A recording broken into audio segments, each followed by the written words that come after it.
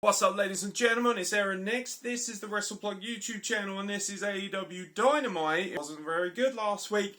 Week before was better, so hopefully we're going to be in for something a little bit better this week around. Let's get the counter on the screen and let's get cracking. Dynamite opens with Jon Moxley and Eddie Kingston. No, it doesn't. They get jumped by Ever-Rise, and of course that leads to the Tornado tag match that we were apparently going to have later in the night, but it was actually scheduled for the beginning, wasn't it, boys? Let's be honest. Ever-Rise versus Sting and Darby Allin. Let's just get to it. This was crap. Sorry, didn't like it at all. It's great to see Sting. It's great to see him on TNT for the first time in 20 years. However, the match was so poorly laid out. You know Sting's not going to take a massive amount of bumps. He takes one real bump in this match. It's for a table, and he completely no-sells it.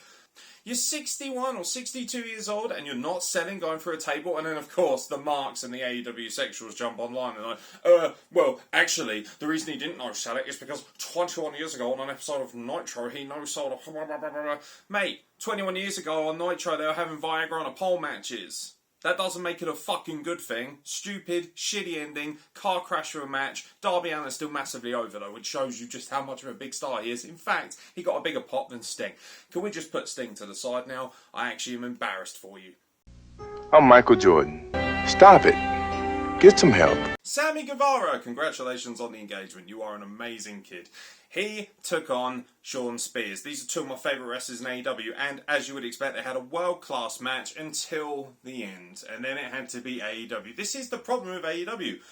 Match is fantastic. How can we ruin it? By putting in a ridiculous amount of false finishes and then making the finish so over the top it's unbelievable. So he puts him through a barrier with a Death Valley driver. Then he hits him with a 630 splash and he still kicks out, so he gives him the GTH, which admittedly is an amazing finisher. But for fuck's sake, all of that to put away Shawn Spears, who I love, but let's be real, he isn't a main event star in AEW.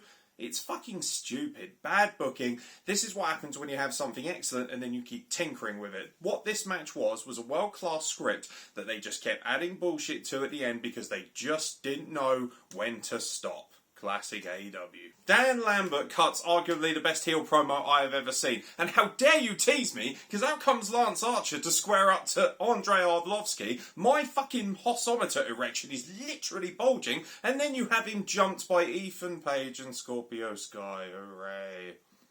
Again, amazing thing by AEW. Ruined by two people I don't really need to see. Jurassic Express versus the Young Bucks for the AEW Tag Team Championships. Again, amazing match ruined by a ridiculously over-the-top finish. The amount of false finishes at the end was fucking stupid. Do you know why a false finish is so amazing and gets the crowd hyped up? It's because it doesn't happen that often and it's timed really well. In this match, which by the way was one of my favourite Young Bucks matches, I actually thought this match was fucking amazing until the end.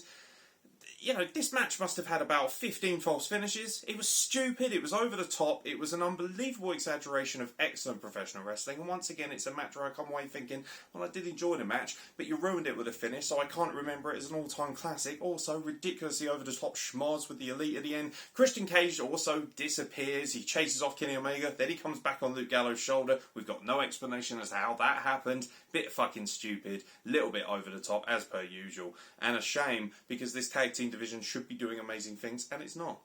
I'll tell you what we all need right now, it's a Big Show return. That's what we need. We haven't seen Big Show wrestle in a long time, and for good reason if we're being honest. And how are we going to surprise the audience with Big Show's big return to the ring? By having him wrestle an onion with a haircut. QT Marshall.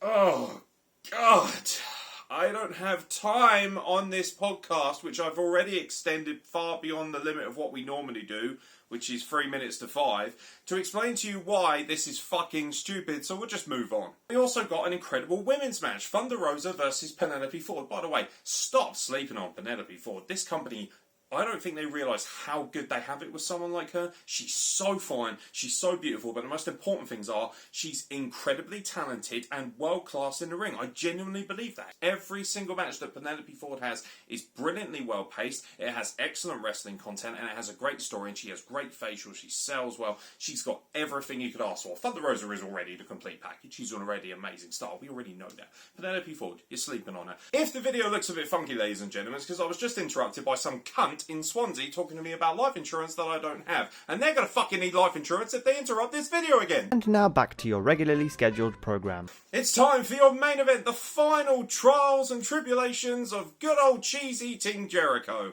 He wrestled MJF. This was alright. This match wasn't terrible. Credit to Jericho, he seems to be in slightly better shape as well. I've enjoyed these matches to a certain extent, but they've been booked so terribly, and the ending to this match, by the way, was fucking stupid. So, Jericho can't use the Judas effect. Now, full disclosure, the crowd singing Judas was fucking amazing. Loved it, goosebumps, fantastic, although I get the impression that they certainly elevated the mics because I've watched some videos of it from the crowd perspective, not nearly as loud as I would have liked. Still, nonetheless, an amazing moment, so calm down, Marks. However, this match with the no Judas effect, the principle of it seems fine, but it was executed so hilariously bad. So the referee is completely distracted. Jericho goes for the Judas effect, which nobody would see, but he stops and thinks, oh shit, I can't use it, even though nobody will see it, and I've already cheated by using a baseball bat anyway, which nobody saw. Okay. Oh. Just... who books this shit? Seriously. If WWE did this, oh my god, the AEW fans would be going fucking radio rental. But, of course, because it's an AEW thing, it's flawless. What you don't understand is Jericho's being a gentleman, he's being a sportsman, after he's hit him with the bat, of course. Nothing you say excuses this. It's once again a fucking stupid shit finish. And have you noticed something? Most of AEW's bullshit carny finishing evolves around something to do with one of Chris Jericho's matches. I'm tired of it. The only upside is Jericho fucking tapped out and MJF got the win. That's awesome. MJF getting a win is so fucking cool. It's just a shame they had to do it in such a carny, roundabout, stupid way. But that brings to an end our slightly longer flirtation with AEW Dynamite. I wanted to get this done in 3 minutes, but I just couldn't. There were too many things to touch upon that were wrong with this show. And I'll tell you what was wrong with AEW Dynamite. There were so many good things ruined by dumb fucking booking, which again leads to my question. Tony Khan, what the fuck you doing, bruv? Other than wanking off dogs, allegedly. Pull your shit together, sort your stuff out. Less is fucking more. This show could have been balls to the wall excellent, and instead it's ruined by your stupid, hokey, over-the-top, nonsensical booking. But of course, I look forward to all your hate mail AEW fans, because ultimately you're not allowed to criticise AEW, you're not allowed to point out the genuine problems with it, because of course that makes you scum, that makes you a Vincel, whatever one of those is. Still, even on its worst day, AEW Dynamite is better than any episode of WWE Raw, so I guess there's that. So it will never be the worst show of the week, because Raw is a big fat steaming pile of placenta. I've been Aaron X, thank you very much for watching. Don't forget to like, comment and subscribe, or dislike if you don't like it, because I know AEW fans just can't wait to hammer the dislike button, because that'll show that nasty Aaron Nix who's boss.